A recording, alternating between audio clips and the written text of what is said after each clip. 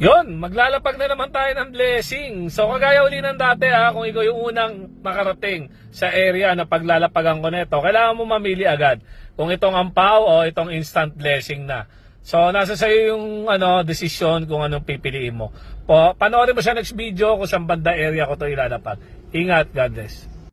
Huwag nyo kalimutan mag-helmet ulihin kayo nito. So ayan, dito banda area ko na lang to ilalapag. So kung malapit ka dito, punta mo na agad.